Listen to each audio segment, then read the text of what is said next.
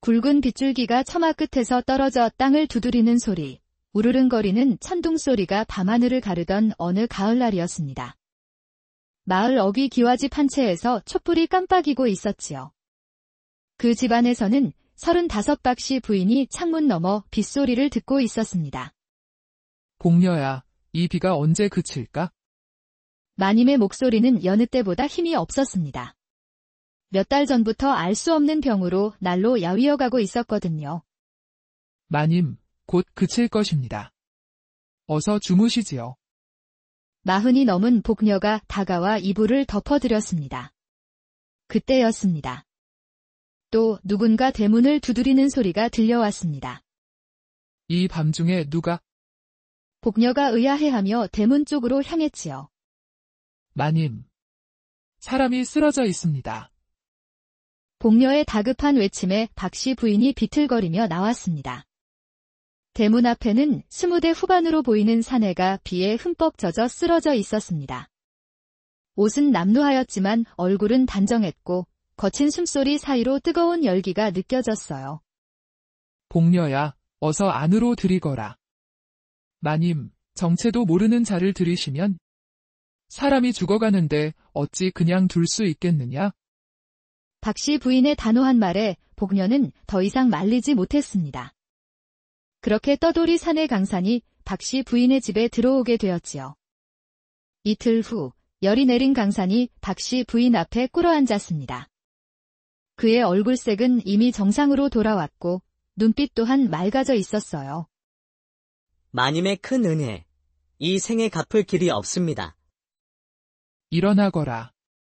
사람된 도리를 했을 뿐이니 소인이 몸이 나으면 굳은 일이라도 시켜주소서. 하루라도 더 머물며 은혜를 갚고 싶사옵니다. 박씨 부인은 잠시 생각했습니다. 남자 손이 필요한 일들이 많았거든요. 그렇다면 잠시 머물러도 좋으니라. 그날부터 강사는 박씨 부인 댁의 머슴이 되었습니다. 강사는 참으로 부지런했습니다. 새벽부터 밤늦게까지 집안일과 밭일을 마다하지 않았지요. 하지만 복녀는 뭔가 이상함을 느꼈습니다. 강산이 일을 할 때도 자꾸만 마님이 계신 쪽으로 시선을 돌리곤 했거든요. 마님이 마당에 나오시기라도 하면 손에 들고 있던 연장도 잊은 채 멍하니 바라보다가 마님과 눈이 마주치면 황급히 고개를 돌리곤 했지요. 마님, 저 자가 좀 수상합니다. 무슨 소리를 하는 것이냐? 손을 보시지요. 머슴치고는 너무 곱습니다. 그리고 복녀가 목소리를 낮췄습니다. 마님을 바라보는 눈빛이 예사롭지 않습니다. 마치 마님을 흠모하는 듯한 시선으로 빤히 쳐다보지 않습니까? 뭔가 꿍꿍이가 있는 것 같아 소름이 돋습니다. 정말 그랬습니다. 강사는 박씨 부인을 볼 때마다 유난히 깊이 들여다보곤 했어요. 마치 무엇인가를 탐지하려는 듯한 시선이었지만 복녀가 보기에는 젊은 남자가 과부인 마님을 사모하는 눈빛으로 보였지요. 심지어 마님이 기침이라도 하시면 일하던 손을 멈추고 걱정스러운 표정으로 쳐다보곤 했습니다. 어느 날 강산이 밭일을 마치고 돌아오는 길이었습니다. 손에는 온갖 풀뿌리와 약초들을 들고 있었어요. 강산아, 그게 다 무엇이냐? 그냥 몸에 좋다 하여 캐온 것들입니다. 강산의 대답은 어딘지 어색했습니다. 그리고는 슬쩍 고개를 돌리며 중얼거렸지요. 마님의 안색이 예사롭지 않으신데. 뭐라 하였느냐? 아무것도 아닙니다. 강산은 서둘러 그 자리를 피했습니다. 박씨 부인은 이상했습니다. 천한 머슴이 어찌 그리 정확히 자신의 몸 상태를 아는지, 그리고 그 말투도 때로 너무 고상했지요. 한편 마을의 유일한 의원 김영달은 박씨 부인의 병을 두고 전전긍긍하고 있었습니다. 이상하다. 분명 맥은 허약하고 열증이 있는데. 김영달은 의서를 뒤적이며 혼잣말을 했습니다. 촛불 아래 펼쳐진 낡은 의서 위로 그의 그림자가 길게 드리워졌어요. 이런 병증은 처음 보는구나. 혹시나 하여 여러 처방을 써봤지만. 그는 자신의 실력 부족을 인정하기 싫었습니다. 특히 예전에 명예 유이성에게 제자로 받아달라고 청했다가 거절당한 아픈 기억이 있었거든요. 유이성. 그 자가 아직 살아있다면 이런 병쯤은 김영달은 이를 악물었습니다. 촛불이 바람에 흔들리며 그의 굳어진 얼굴을 번갈아 밝혔다. 어둡게 했지요. 박씨 부인의 병은 날로 심해졌습니다. 밤마다 식은땀을 흘리며 열에 시달렸지요. 어떤 날은 일어날 힘조차 없었습니다. 복녀야, 물 좀 가져다 다오. 가느다란 목소리로 물을 달라는 박씨 부인. 복녀가 부축해 물을 먹이려 할 때였습니다. 마님, 소인이 하겠습니다. 어느새 강산이 나타나 박씨 부인을 부축했습니다. 그런데 이상했습니다. 강산의 손길이 너무나 능숙했거든요. 마치 오랫동안 병자를 돌본 경험이 있는 듯한 세심함이었어요. 마님, 이렇게 놓으시면 더 편하실 것입니다. 고맙다. 박씨 부인이 고개를 끄덕였지만 마음 한구석으로는 불안했습니다. 강산의 손길에서 느껴지는 기묘한 확신이 오히려 두려웠거든요. 마님, 저 자가 마님을 만지는 것이 못마땅합니다. 천한 것이 감히. 복녀야, 그냥 친절한 것이니라. 아닙니다. 분명 딴 속셈이 있습니다. 과부인 마님을 노리는 것이 틀림없습니다. 박씨 부인도 완전히 안심할 수는 없었습니다. 강산이 자신을 바라보는 그 시선, 뭔가 꿰뚫어 보려는 듯한 눈빛이 자꾸 신경 쓰였거든요. 더욱이 일하다가도 자꾸만 자신을 힐끔힐끔 쳐다보는 모습이 마치 젊은 남자가 여인을 사모하는 그런 눈빛으로 보였어요. 어떤 때는 강산이 멀리서도 자신의 모습을 가만히 바라보고 있다가 눈이 마주치면 황급히 시선을 돌리곤 했지요. 그날 밤, 박씨 부인은 유독 심한 열에 시달렸습니다. 끙끙 앓는 소리가 밤 공기를 갈랐습니다. 복녀는 젖은 수건으로 이마를 식혀주며 애를 태웠지요. 촛불 그림자가 벽에 흔들리며 방 안 분위기를 더욱 어둡게 만들었어요. 마님, 괜찮으시지요? 제가 의원을 불러올까요? 아니다. 밤중에 괜한 폐를. 그때였습니다. 똑똑. 누군가 방문을 두드렸습니다. 누구시오? 소인. 강산입니다. 복녀가 깜짝 놀라 일어서며 문 쪽으로 향했습니다. 이 밤중에 무슨 일이냐? 당장 물러가라. 마님께서 많이 편찮으신 것 같아 왔습니다. 감히 천한 것이 밤중에 마님 방에. 하지만 박씨 부인은 말렸습니다. 워낙 아파서 누구든 도움이 필요했거든요. 복녀야, 들어오라 하여라. 복녀는 못마땅해 했지만 마님의 명령을 거역할 수는 없었지요. 문이 열리자 강산이 조심스럽게 들어왔습니다. 손에는 약초 뭉치를 들고 있었어요. 마님, 실례를 범하겠습니다. 강산이 박씨 부인의 손목에 손을 댔습니다. 갑자기 이게 무슨 짓인가? 박씨 부인이 깜짝 놀라 손을 빼려 했지만 강산의 손길은 의외로 차분했습니다. 마치 의원이 맥을 짚는 것처럼 말이에요. 그의 손가락이 맥박을 짚는 모습이 너무나 자연스러웠지요. 마님, 맥이 매우 허합니다. 이 약초를 우려 드시면 감히 내가 무엇을 안다고. 복녀가 소리쳤지만 강산은 이미 부뚜막으로 향했습니다. 보글보글 약초 끓는 소리가 밤 공기에 퍼졌습니다. 은은한 약초 향기가 방 안을 감쌌지요. 마님, 이것을 드시지요. 박씨 부인은 망설였습니다. 정체도 모르는 머슴이 끓인 약을 마셔도 될까요? 이것을 마시면 어찌 되는 것이냐? 편히 주무실 수 있을 것입니다.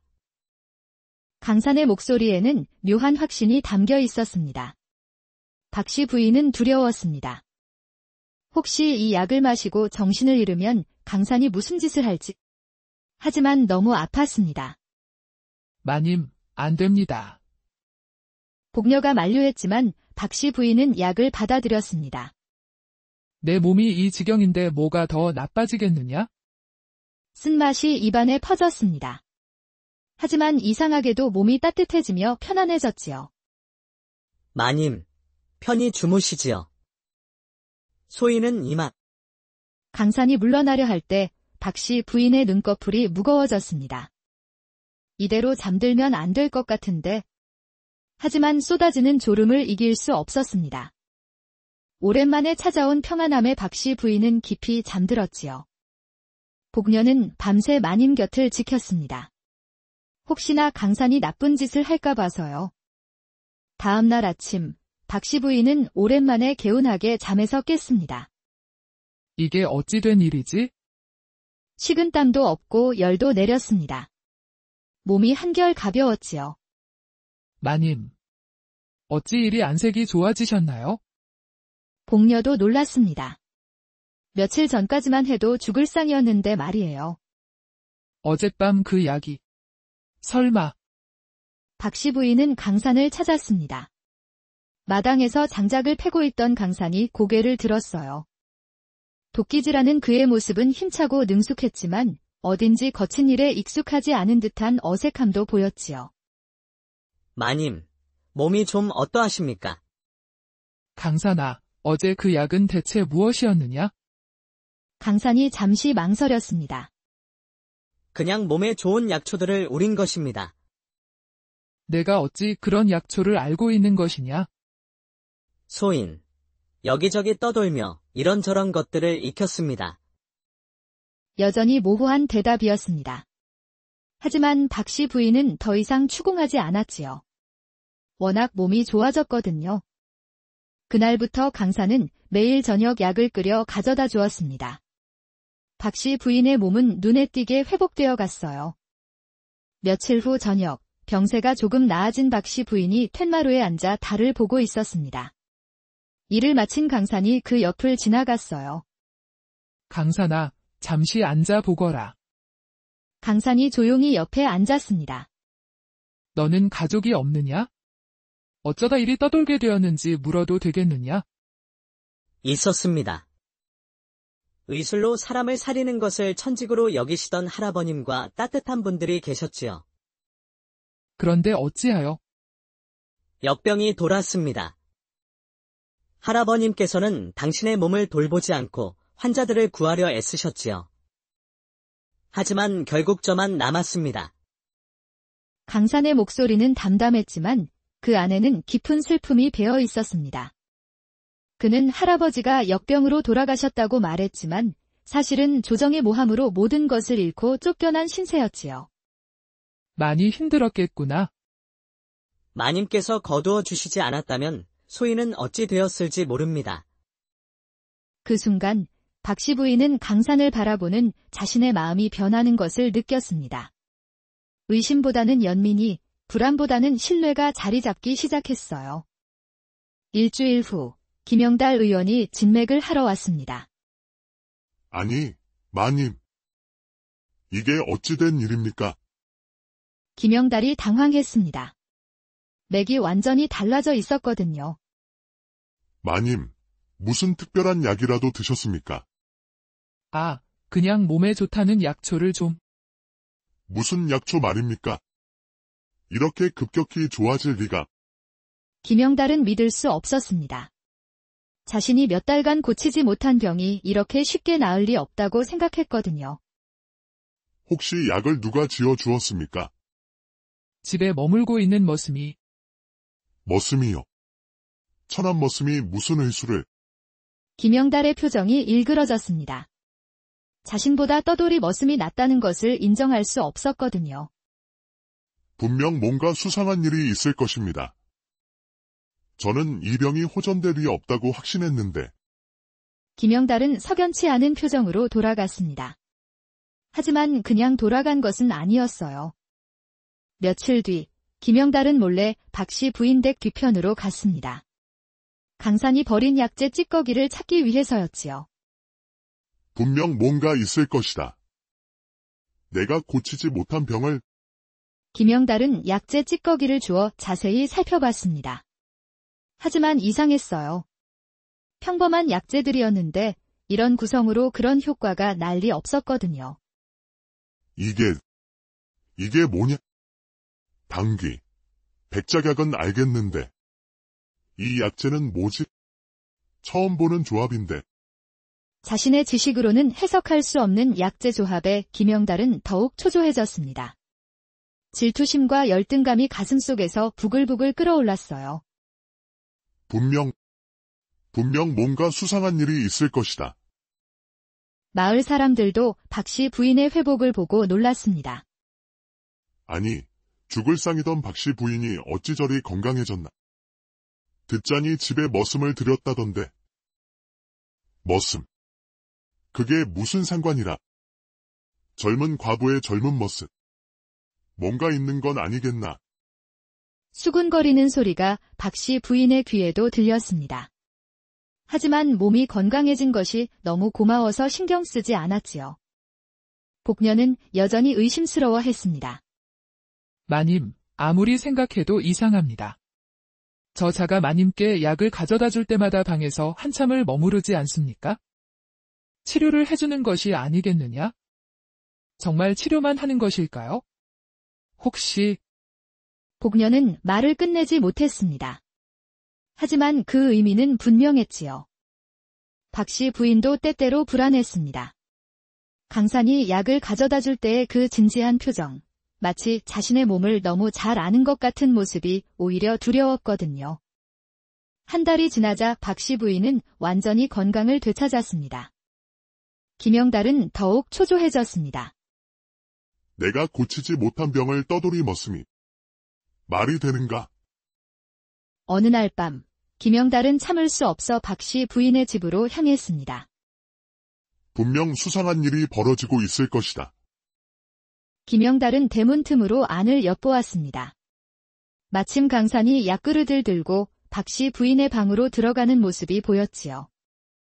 천한 머슴이 이 밤중에 양반 마님의 방에 들어간다니. 김영달은 숨을 죽이고 기다렸습니다. 한 시즌쯤 지나자 강산이 방에서 나왔어요. 이런 불경한.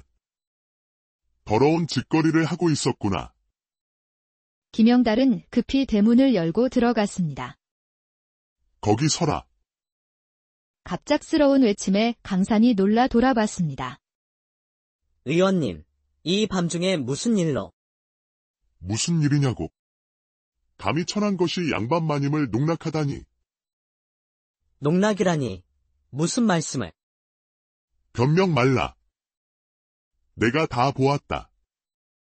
마님 방에 들락거리는 것을. 김영달의 고함 소리에 박씨 부인과 복녀가 나왔습니다.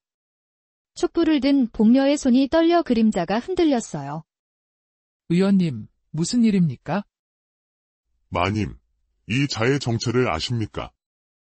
분명 마님을 노린 불량한 자입니다. 그리고 아무리 몸이 안 좋다고 한들 천한 것과 한 방에 계시다니요. 그런 말씀을. 아닙니다. 제가 고치지 못한 병을 어찌 떠돌이가 고칠 수 있습니까? 분명 마님과 부정한 관계를 맺고 있는 것입니다. 박씨 부인의 얼굴이 새하얘졌습니다. 의원님, 그런 말씀은 당장 관아에 고발하겠습니다. 양반가의 명예를 더럽힌 죄로. 김영달은 소매를 휘휘 저으며 나가버렸습니다. 그 자리에 남은 세 사람은 말이 없었습니다. 박씨 부인은 강산을 바라봤지만 강산은 고개만 숙이고 있었지요. 다음 날 새벽 관아의 포졸들이 들이닥쳤습니다. 강산이라는 자, 어디 있느냐? 관아의 명에 의해 체포한다. 강산은 저항하지 않고 순순히 끌려갔습니다. 박씨 부인은 뒤따라 관아로 달려갔지요. 관아에서는 이미 김영달이 기다리고 있었습니다. 사또님, 저 자가 양반 마님과 간통을 저질렀습니다. 위험 있는 사또가 높은 자리에 앉아 내려다봤습니다. 박씨 부인, 이 자와 무슨 관계인가? 사또님, 그저 머슴으로 부리고 있을 뿐입니다. 그런데 왜 밤마다 자네 방에 드나들었다 하는가? 박씨 부인은 당황했습니다. 강산이 치료를 해주었다고 하면 믿어줄까요? 그것은 마님이 병들어 계셔서 약을 쥐어다 드린 것뿐입니다. 떠돌이 머슴이 무엇을 안다고 약을 지었다는 것인가? 김영달이 비웃었습니다. 사또님, 떠돌이 주제의 의수를 안다니 말이나 됩니까? 분명 마님을 꿰어낸 것입니다. 사또도 고개를 끄덕였습니다. 그렇다. 천한 머슴이 무슨 의수를 안다는 것인가? 사또님, 박씨 부인이 갑자기 무릎을 꿇었습니다. 이자는 정말로 저의 병을 고쳐준 은인입니다. 부디 풀어주소서. 눈물을 흘리며 애원하는 박씨 부인을 보자 사또의 표정이 더욱 굳어졌습니다. 역시 그렇구나. 양반 마님이 이렇게까지 한다는 것. 결국 과부의 외로움을 노린 불량한 자로군. 아닙니다. 정말 아닙니다. 박씨 부인, 당신이 남자의 품을 그리워하여 생긴 병을 이자가 달래준 것이로구나. 사또님, 제발. 박씨 부인은 더 이상 할 말이 없었습니다. 아무리 진실을 말해도 믿어주지 않을 것 같았거든요. 그때였습니다. 사또님, 지금까지 조용히 있던 강산이 입을 열었습니다. 소인에게 할 말이 있습니다. 말해보거라. 소인은 어의 유일성의 손자입니다. 순간 관아가 조용해졌습니다. 김영달이 깜짝 놀라 일어서며 소리쳤어요. 거짓말. 유일성 어르신의 손자가 떠돌이 머슴일 리 없습니다. 어디서 유일성 어르신에 대한 이야기만 듣고 거짓을 말하는 것입니다. 사또님, 저 자의 말은 새빨간 거짓입니다. 하지만 강산은 침착했습니다. 마님께서는 혈어로 인한 열을 앓고 계셨습니다.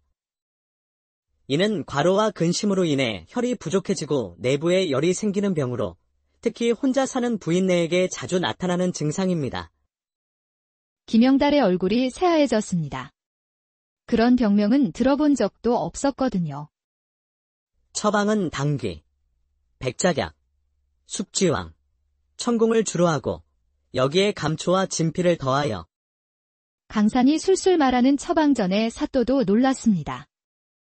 정말 의수를 아는 것인가? 거짓말입니다. 아무나 외울 수 있는 김영달이 발악했지만 강산은 품에서 무언가를 꺼냈습니다. 이것은 할아버지께서 주신 인장입니다. 오래된 옥으로 만든 인장이었습니다. 거기에는 저의 유의성이라는 글자가 새겨져 있었지요. 그리고 이것은 할아버지의 의서입니다. 낡은 의서를 펼쳐 보이자 그 안에는 온갖 처방전과 의학 지식이 빼곡히 적혀 있었습니다. 사또가 직접 인장을 살펴봤지요. 이 인장.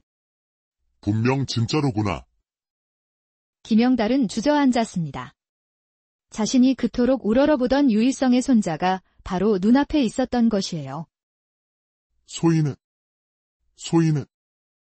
할아버지께서 돌아가시기 전에 말씀하셨습니다. 의술은 높고 낮음이 없다. 병든 일을 고치는 것이 의원의 도리라고. 강산의 목소리는 차분했습니다. 그래서 소인은 떠돌며 가난한 이들을 치료해왔습니다. 마님도 그중 한 분이었을 뿐입니다. 사또가 고개를 끄덕였습니다. 그렇다면 이 모든 것이 오해였구나. 사또님, 소인이 잘못했습니다. 김영달이 무릎을 꿇고 사죄했습니다. 제가 질투심에 눈이 멀어. 일어나십시오. 강산이 김영달을 일으켜 세웠습니다. 의원님, 우리 함께 마을 사람들을 치료합시다. 할아버지께서 그러셨듯이.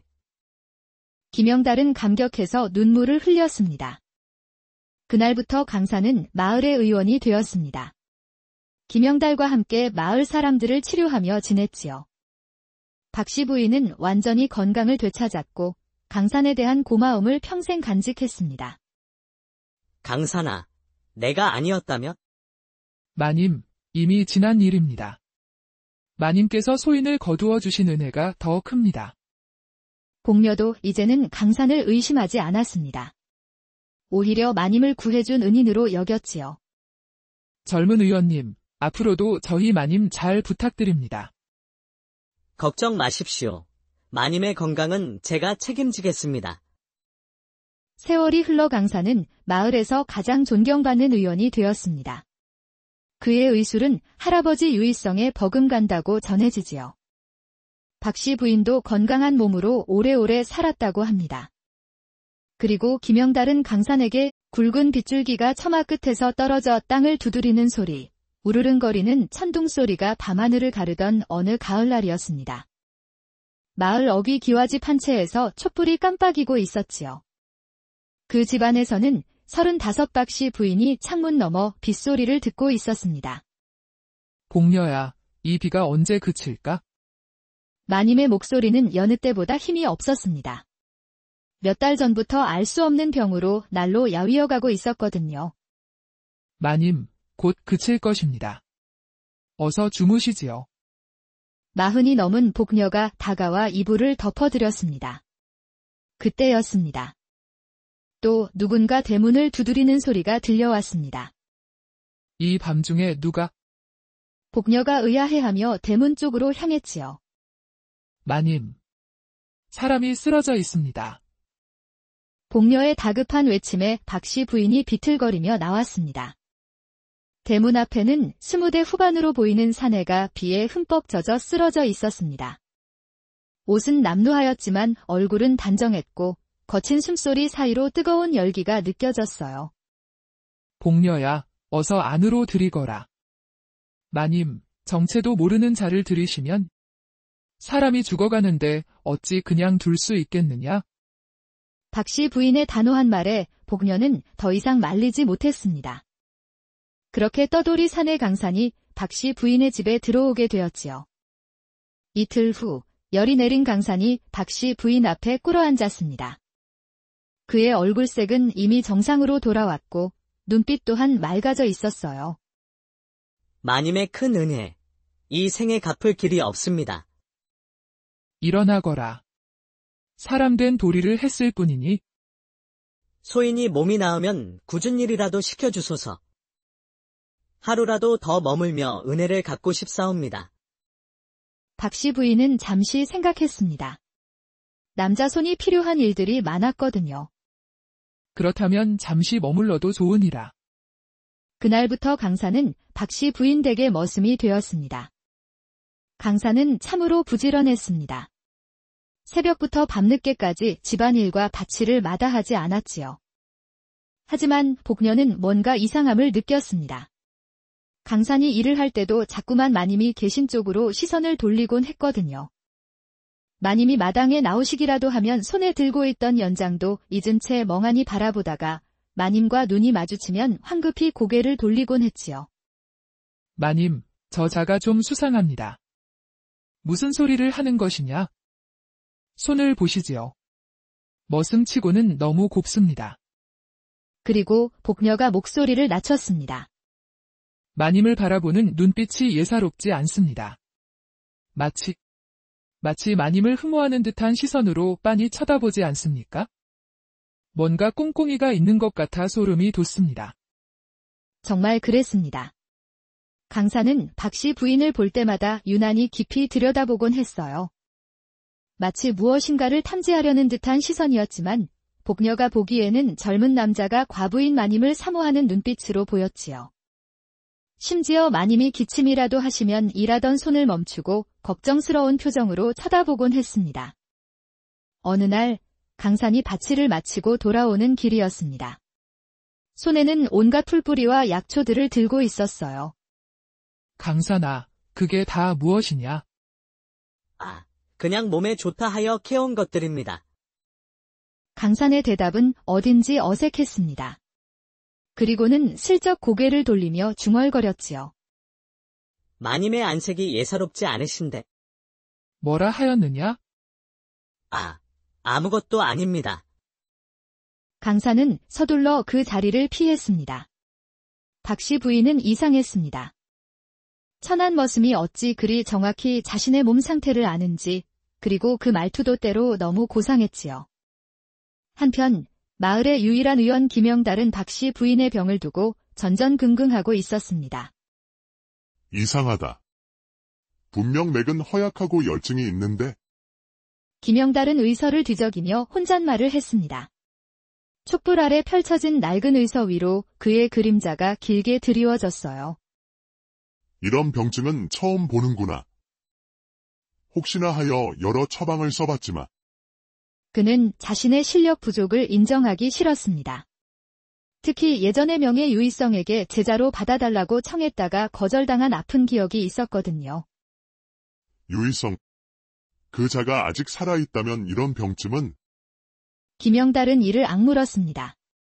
촛불이 바람에 흔들리며 그의 굳어진 얼굴을 번갈아 밝혔다. 어둡게 했지요. 박씨 부인의 병은 날로 심해졌습니다. 밤마다 식은땀을 흘리며 열에 시달렸지요. 어떤 날은 일어날 힘조차 없었습니다. 복녀야, 물 좀 가져다 다오. 가느다란 목소리로 물을 달라는 박씨 부인. 복녀가 부축해 물을 먹이려 할 때였습니다. 마님, 소인이 하겠습니다. 어느새 강산이 나타나 박씨 부인을 부축했습니다. 그런데 이상했습니다. 강산의 손길이 너무나 능숙했거든요. 마치 오랫동안 병자를 돌본 경험이 있는 듯한 세심함이었어요. 마님, 이렇게 놓으시면 더 편하실 것입니다. 고맙다. 박씨 부인이 고개를 끄덕였지만 마음 한구석으로는 불안했습니다. 강산의 손길에서 느껴지는 기묘한 확신이 오히려 두려웠거든요. 마님, 저자가 마님을 만지는 것이 못마땅합니다. 천한 것이 감히. 복녀야, 그냥 친절한 것이니라. 아닙니다. 분명 딴 속셈이 있습니다. 과부인 마님을 노리는 것이 틀림없습니다. 박씨 부인도 완전히 안심할 수는 없었습니다. 강산이 자신을 바라보는 그 시선, 뭔가 꿰뚫어 보려는 듯한 눈빛이 자꾸 신경 쓰였거든요. 더욱이 일하다가도 자꾸만 자신을 힐끔힐끔 쳐다보는 모습이 마치 젊은 남자가 여인을 사모하는 그런 눈빛으로 보였어요. 어떤 때는 강산이 멀리서도 자신의 모습을 가만히 바라보고 있다가 눈이 마주치면 황급히 시선을 돌리곤 했지요. 그날 밤, 박씨 부인은 유독 심한 열에 시달렸습니다. 끙끙 앓는 소리가 밤 공기를 갈랐습니다. 복녀는 젖은 수건으로 이마를 식혀주며 애를 태웠지요. 촛불 그림자가 벽에 흔들리며 방 안 분위기를 더욱 어둡게 만들었어요. 마님, 괜찮으시지요? 제가 의원을 불러올까요? 아니다. 밤중에 괜한 폐를. 그때였습니다. 똑똑. 누군가 방문을 두드렸습니다. 누구시오? 소인. 강산입니다. 복녀가 깜짝 놀라 일어서며 문 쪽으로 향했습니다. 이 밤중에 무슨 일이냐? 당장 물러가라. 마님께서 많이 편찮으신 것 같아 왔습니다. 감히 천한 것이 밤중에 마님 방에. 하지만 박씨 부인은 말렸습니다. 워낙 아파서 누구든 도움이 필요했거든요. 복녀야, 들어오라 하여라. 복녀는 못마땅해 했지만 마님의 명령을 거역할 수는 없었지요. 문이 열리자 강산이 조심스럽게 들어왔습니다. 손에는 약초 뭉치를 들고 있었어요. 마님, 실례를 범하겠습니다. 강산이 박씨 부인의 손목에 손을 댔습니다. 갑자기 이게 무슨 짓인가? 박씨 부인이 깜짝 놀라 손을 빼려 했지만 강산의 손길은 의외로 차분했습니다. 마치 의원이 맥을 짚는 것처럼 말이에요. 그의 손가락이 맥박을 짚는 모습이 너무나 자연스러웠지요. 마님, 맥이 매우 허합니다. 이 약초를 우려 드시면 감히 내가 무엇을 안다고. 복녀가 소리쳤지만 강산은 이미 부뚜막으로 향했습니다. 보글보글 약초 끓는 소리가 밤 공기에 퍼졌습니다. 은은한 약초 향기가 방 안을 감쌌지요. 마님, 이것을 드시지요. 박씨 부인은 망설였습니다. 정체도 모르는 머슴이 끓인 약을 마셔도 될까요? 이것을 마시면 어찌 되는 것이냐? 편히 주무실 수 있을 것입니다. 강산의 목소리에는 묘한 확신이 담겨 있었습니다. 박씨 부인은 두려웠습니다. 혹시 이 약을 마시고 정신을 잃으면 강산이 무슨 짓을 할지. 하지만 너무 아팠습니다. 마님, 안 됩니다. 복녀가 만류했지만 박씨 부인은 약을 받아들였습니다. 내 몸이 이 지경인데 뭐가 더 나빠지겠느냐? 쓴맛이 입안에 퍼졌습니다. 하지만 이상하게도 몸이 따뜻해지며 편안해졌지요. 마님, 편히 주무시지요. 소인은 이만. 강산이 물러나려 할 때 박씨 부인의 눈꺼풀이 무거워졌습니다. 이대로 잠들면 안 될 것 같은데. 하지만 쏟아지는 졸음을 이길 수 없었습니다. 오랜만에 찾아온 평안함에 박씨 부인은 깊이 잠들었지요. 복녀는 밤새 마님 곁을 지켰습니다. 혹시나 강산이 나쁜 짓을 할까 봐서요. 다음 날 아침, 박씨 부인은 오랜만에 개운하게 잠에서 깼습니다. 이게 어찌 된 일이지? 식은땀도 없고 열도 내렸습니다. 몸이 한결 가벼웠지요. 마님, 어찌 이리 안색이 좋아지셨나요? 복녀도 놀랐습니다. 며칠 전까지만 해도 죽을 상이었는데 말이에요. 어젯밤 그 약이. 설마. 박씨 부인은 강산을 찾았습니다. 마당에서 장작을 패고 있던 강산이 고개를 들었어요. 도끼질하는 그의 모습은 힘차고 능숙했지만 어딘지 거친 일에 익숙하지 않은 듯한 어색함도 보였지요. 마님, 몸이 좀 어떠하십니까? 강산아, 어제 그 약은 대체 무엇이었느냐? 강산이 잠시 망설였습니다. 그냥 몸에 좋은 약초들을 우린 것입니다.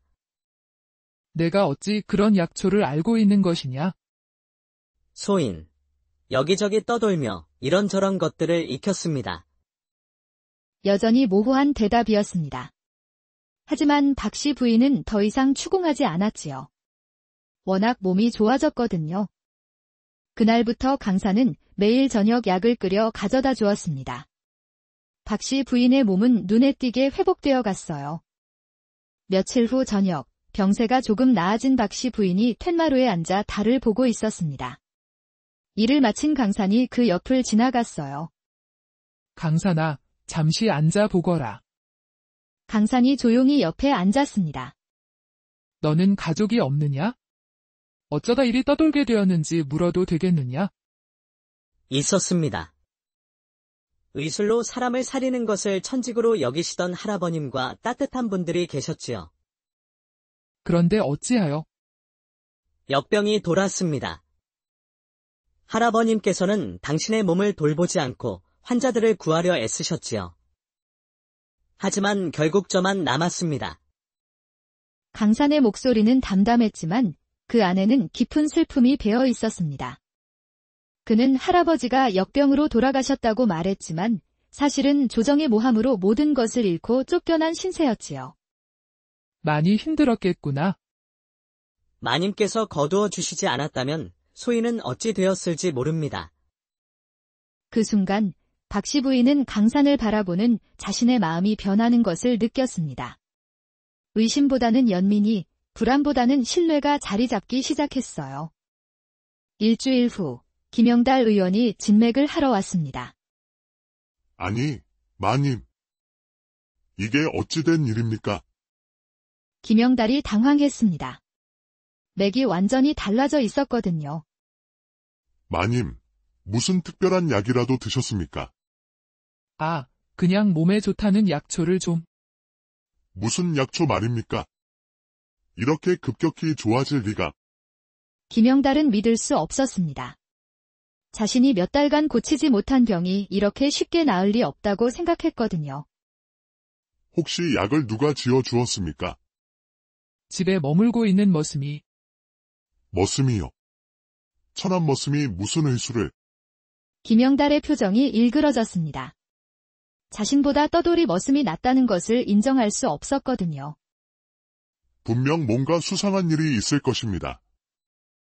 저는 이 병이 호전될 리 없다고 확신했는데. 김영달은 석연치 않은 표정으로 돌아갔습니다. 하지만 그냥 돌아간 것은 아니었어요. 며칠 뒤 김영달은 몰래 박씨 부인 댁 뒤편으로 갔습니다. 강산이 버린 약재 찌꺼기를 찾기 위해서였지요. 분명 뭔가 있을 것이다. 내가 고치지 못한 병을 김영달은 약재 찌꺼기를 주워 자세히 살펴봤습니다. 하지만 이상했어요. 평범한 약재들이었는데 이런 구성으로 그런 효과가 난리 없었거든요. 이게 뭐냐?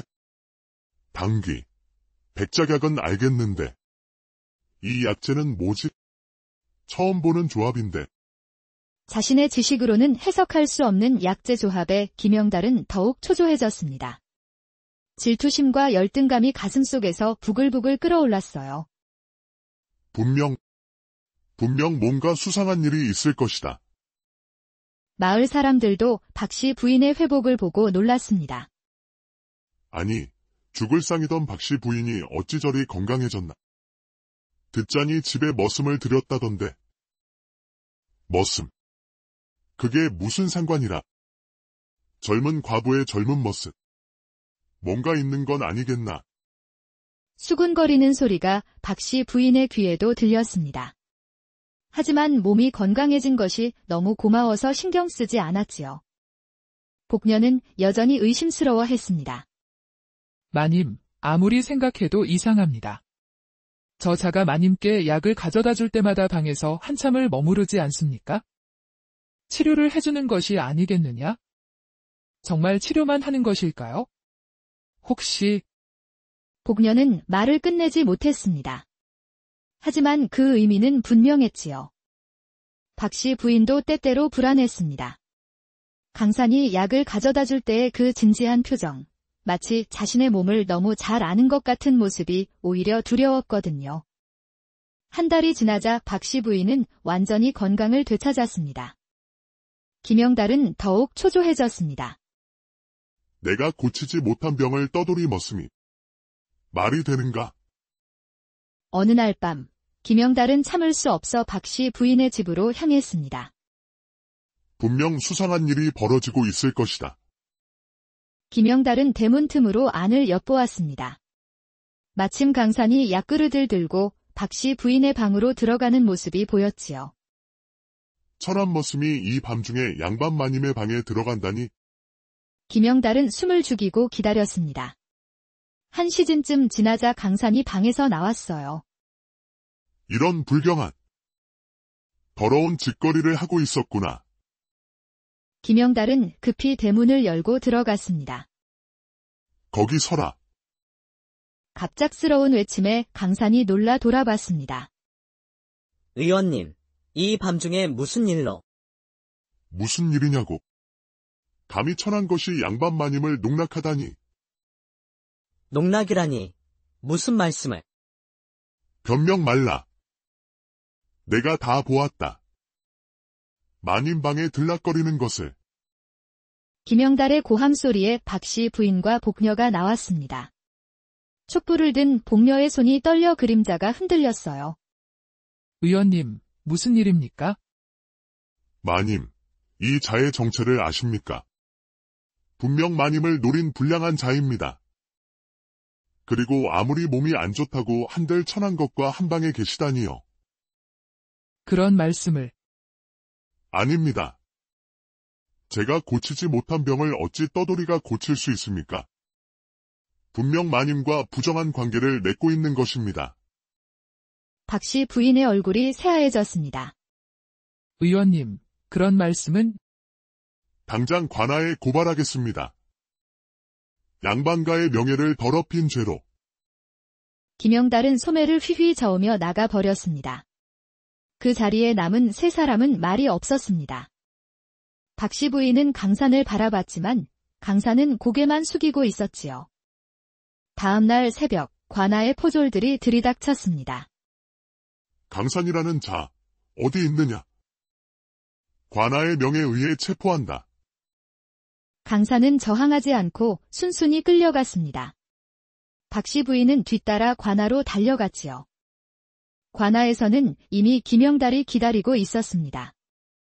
사또님, 저 자가 양반 마님과 간통을 저질렀습니다. 위험 있는 사또가 높은 자리에 앉아 내려다봤습니다. 박씨 부인, 이자와 무슨 관계인가? 사또님, 그저 머슴으로 부리고 있을 뿐입니다. 그런데 왜 밤마다 자네 방에 드나들었다 하는가? 박씨 부인은 당황했습니다. 강산이 치료를 해주었다고 하면 믿어줄까요? 그것은 마님이 병들어 계셔서 약을 지어다 드린 것뿐입니다. 약. 떠돌이 머슴이 무엇을 안다고 약을 지었다는 것인가? 김영달이 비웃었습니다. 사또님, 떠돌이 주제의 의수를 안다니 말이나 됩니까? 분명 마님을 꿰어낸 것입니다. 사또도 고개를 끄덕였습니다. 그렇다. 천한 머슴이 무슨 의수를 안다는 것인가? 사또님, 박씨 부인이 갑자기 무릎을 꿇었습니다. 이자는 정말로 저의 병을 고쳐준 은인입니다. 부디 풀어주소서. 눈물을 흘리며 애원하는 박씨 부인을 보자 사또의 표정이 더욱 굳어졌습니다. 역시 그렇구나. 양반 마님이 이렇게까지 한다는 것. 결국 과부의 외로움을 노린 불량한 자로군. 아닙니다. 정말 아닙니다. 박씨 부인, 당신이 남자의 품을 그리워하여 생긴 병을 이자가 달래준 것이로구나. 사또님, 제발. 박씨 부인은 더 이상 할 말이 없었습니다. 아무리 진실을 말해도 믿어주지 않을 것 같았거든요. 그때였습니다. 사또님, 지금까지 조용히 있던 강산이 입을 열었습니다. 소인에게 할 말이 있습니다. 말해보거라. 소인은 어의 유일성의 손자입니다. 순간 관아가 조용해졌습니다. 김영달이 깜짝 놀라 일어서며 소리쳤어요.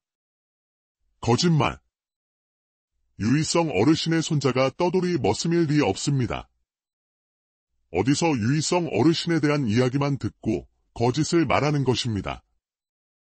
사또님, 저 자의 말은 새빨간 거짓입니다. 하지만 강산은 침착했습니다. 마님께서는 혈어로 인한 열을 앓고 계셨습니다. 이는 과로와 근심으로 인해 혈이 부족해지고 내부에 열이 생기는 병으로 특히 혼자 사는 부인네에게 자주 나타나는 증상입니다. 김영달의 얼굴이 새하얘졌습니다. 그런 병명은 들어본 적도 없었거든요. 처방은 당귀, 백작약, 숙쥐왕, 천궁을 주로 하고 여기에 감초와 진피를 더하여 강산이 술술 말하는 처방전에 사또도 놀랐습니다. 정말 의수를 아는 것인가? 거짓말입니다. 아무나 외울 수 있는 김영달이 발악했지만 강산은 품에서 무언가를 꺼냈습니다. 이것은 할아버지께서 주신 인장입니다. 오래된 옥으로 만든 인장이었습니다. 거기에는 저의 유의성이라는 글자가 새겨져 있었지요. 그리고 이것은 할아버지의 의서입니다. 낡은 의서를 펼쳐 보이자 그 안에는 온갖 처방전과 의학 지식이 빼곡히 적혀 있었습니다. 사또가 직접 인장을 살펴봤지요. 이 인장. 분명 진짜로구나. 김영달은 주저앉았습니다. 자신이 그토록 우러러보던 유일성의 손자가 바로 눈앞에 있었던 것이에요. 소인은 할아버지께서 돌아가시기 전에 말씀하셨습니다. 의술은 높고 낮음이 없다. 병든 일을 고치는 것이 의원의 도리라고. 강산의 목소리는 차분했습니다. 그래서 소인은 떠돌며 가난한 이들을 치료해왔습니다. 마님도 그중 한 분이었을 뿐입니다. 사또가 고개를 끄덕였습니다. 그렇다면 이 모든 것이 오해였구나. 사또님, 소인이 잘못했습니다. 김영달이 무릎을 꿇고 사죄했습니다. 제가 질투심에 눈이 멀어. 일어나십시오. 강산이 김영달을 일으켜 세웠습니다. 의원님, 우리 함께 마을 사람들을 치료합시다. 할아버지께서 그러셨듯이. 김영달은 감격해서 눈물을 흘렸습니다. 그날부터 강산은 마을의 의원이 되었습니다. 김영달과 함께 마을 사람들을 치료하며 지냈지요. 박씨 부인은 완전히 건강을 되찾았고 강산에 대한 고마움을 평생 간직했습니다. 강산아, 내가 아니었다면? 마님, 이미 지난 일입니다. 마님께서 소인을 거두어 주신 은혜가 더 큽니다. 복녀도 이제는 강산을 의심하지 않았습니다. 오히려 마님을 구해준 은인으로 여겼지요. 젊은 의원님, 앞으로도 저희 마님 잘 부탁드립니다. 걱정 마십시오. 마님의 건강은 제가 책임지겠습니다. 세월이 흘러 강산은 마을에서 가장 존경받는 의원이 되었습니다. 그의 의술은 할아버지 유일성에 버금간다고 전해지지요. 박씨 부인도 건강한 몸으로 오래오래 살았다고 합니다.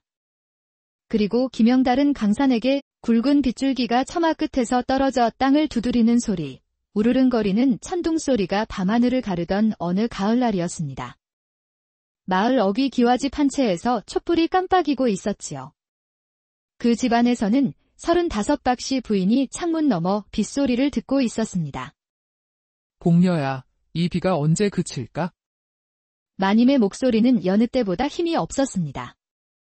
몇 달 전부터 알 수 없는 병으로 날로 야위어가고 있었거든요. 마님, 곧 그칠 것입니다. 어서 주무시지요. 40이 넘은 복녀가 다가와 이불을 덮어드렸습니다. 그때였습니다. 또 누군가 대문을 두드리는 소리가 들려왔습니다. 이 밤중에 누가? 복녀가 의아해하며 대문 쪽으로 향했지요. 마님, 사람이 쓰러져 있습니다. 복녀의 다급한 외침에 박씨 부인이 비틀거리며 나왔습니다. 대문 앞에는 20대 후반으로 보이는 사내가 비에 흠뻑 젖어 쓰러져 있었습니다. 옷은 남루하였지만 얼굴은 단정했고 거친 숨소리 사이로 뜨거운 열기가 느껴졌어요. 복녀야, 어서 안으로 들이거라. 마님, 정체도 모르는 자를 들이시면 사람이 죽어가는데 어찌 그냥 둘 수 있겠느냐? 박씨 부인의 단호한 말에 복녀는 더 이상 말리지 못했습니다. 그렇게 떠돌이 사내 강산이 박씨 부인의 집에 들어오게 되었지요. 이틀 후 열이 내린 강산이 박씨 부인 앞에 꿇어앉았습니다. 그의 얼굴색은 이미 정상으로 돌아왔고 눈빛 또한 맑아져 있었어요. 마님의 큰 은혜, 이 생에 갚을 길이 없습니다. 일어나거라. 사람된 도리를 했을 뿐이니 소인이 몸이 나으면 굳은 일이라도 시켜주소서. 하루라도 더 머물며 은혜를 갚고 싶사옵니다. 박씨 부인은 잠시 생각했습니다. 남자 손이 필요한 일들이 많았거든요. 그렇다면 잠시 머물러도 좋으니라. 그날부터 강산은 박씨 부인 댁의 머슴이 되었습니다. 강산은 참으로 부지런했습니다. 새벽부터 밤늦게까지 집안일과 밭일을 마다하지 않았지요. 하지만 복녀는 뭔가 이상함을 느꼈습니다. 강산이 일을 할 때도 자꾸만 마님이 계신 쪽으로 시선을 돌리곤 했거든요. 마님이 마당에 나오시기라도 하면 손에 들고 있던 연장도 잊은 채 멍하니 바라보다가 마님과 눈이 마주치면 황급히 고개를 돌리곤 했지요. 마님, 저 자가 좀 수상합니다. 무슨 소리를 하는 것이냐? 손을 보시지요. 머슴치고는 너무 곱습니다. 그리고 복녀가 목소리를 낮췄습니다. 마님을 바라보는 눈빛이 예사롭지 않습니다. 마치 마님을 흠모하는 듯한 시선으로 빤히 쳐다보지 않습니까? 뭔가 꿍꿍이가 있는 것 같아 소름이 돋습니다. 정말 그랬습니다. 강산은 박씨 부인을 볼 때마다 유난히 깊이 들여다보곤 했어요. 마치 무엇인가를 탐지하려는 듯한 시선이었지만 복녀가 보기에는 젊은 남자가 과부인 마님을 사모하는 눈빛으로 보였지요. 심지어 마님이 기침이라도 하시면 일하던 손을 멈추고 걱정스러운 표정으로 쳐다보곤 했습니다. 어느 날 강산이 밭일을 마치고 돌아오는 길이었습니다. 손에는 온갖 풀뿌리와 약초들을 들고 있었어요. 강산아, 그게 다 무엇이냐? 그냥 몸에 좋다 하여 캐온 것들입니다. 강산의 대답은 어딘지 어색했습니다. 그리고는 슬쩍 고개를 돌리며 중얼거렸지요. 마님의 안색이 예사롭지 않으신데. 뭐라 하였느냐? 아무것도 아닙니다. 강사는 서둘러 그 자리를 피했습니다. 박씨 부인은 이상했습니다. 천안 머슴이 어찌 그리 정확히 자신의 몸 상태를 아는지, 그리고 그 말투도 때로 너무 고상했지요. 한편 마을의 유일한 의원 김영달은 박씨 부인의 병을 두고 전전긍긍하고 있었습니다. 이상하다. 분명 맥은 허약하고 열증이 있는데 김영달은 의서를 뒤적이며 혼잣말을 했습니다. 촛불 아래 펼쳐진 낡은 의서 위로 그의 그림자가 길게 드리워졌어요. 이런 병증은 처음 보는구나. 혹시나 하여 여러 처방을 써봤지만 그는 자신의 실력 부족을 인정하기 싫었습니다. 특히 예전의 명예 유의성에게 제자로 받아달라고 청했다가 거절당한 아픈 기억이 있었거든요. 유의성. 그 자가 아직 살아있다면 이런 병쯤은 김영달은 이를 악물었습니다. 촛불이 바람에 흔들리며 그의 굳어진 얼굴을 번갈아 밝혔다 어둡게 했지요. 박씨 부인의 병은 날로 심해졌습니다. 밤마다 식은땀을 흘리며 열에 시달렸지요. 어떤 날은 일어날 힘조차 없었습니다. 복녀야, 물 좀 가져다 다오. 가느다란 목소리로 물을 달라는 박씨 부인. 복녀가 부축해 물을 먹이려 할 때였습니다. 마님, 소인이 하겠습니다. 어느새 강산이 나타나 박씨 부인을 부축했습니다. 그런데 이상했습니다. 강산의 손길이 너무나 능숙했거든요. 마치 오랫동안 병자를 돌본 경험이 있는 듯한 세심함이었어요. 마님, 이렇게 놓으시면 더 편하실 것입니다. 고맙다. 박씨 부인이 고개를 끄덕였지만 마음 한구석으로는 불안했습니다. 강산의 손길에서 느껴지는 기묘한 확신이 오히려 두려웠거든요. 마님, 저 자가 마님을 만지는 것이 못마땅합니다. 천한 것이 감히. 복녀야, 그냥 친절한 것이니라. 아닙니다. 분명 딴 속셈이 있습니다. 과부인 마님을 노리는 것이 틀림없습니다. 박씨 부인도 완전히 안심할 수는 없었습니다. 강산이 자신을 바라보는 그 시선, 뭔가 꿰뚫어 보려는 듯한 눈빛이 자꾸 신경 쓰였거든요. 더욱이 일하다가도 자꾸만 자신을 힐끔힐끔 쳐다보는 모습이 마치 젊은 남자가 여인을 사모하는 그런 눈빛으로 보였어요. 어떤 때는 강산이 멀리서도 자신의 모습을 가만히 바라보고 있다가 눈이 마주치면 황급히 시선을 돌리곤 했지요. 그날 밤, 박씨 부인은 유독 심한 열에 시달렸습니다. 끙끙 앓는 소리가 밤 공기를 갈랐습니다. 복녀는 젖은 수건으로 이마를 식혀주며 애를 태웠지요. 촛불 그림자가 벽에 흔들리며 방 안 분위기를 더욱 어둡게 만들었어요. 마님, 괜찮으시지요? 제가 의원을 불러올까요? 아니다. 밤중에 괜한 패를. 그때였습니다. 똑똑. 누군가 방문을 두드렸습니다. 누구시오? 소인. 강산입니다. 복녀가 깜짝 놀라 일어서며 문 쪽으로 향했습니다.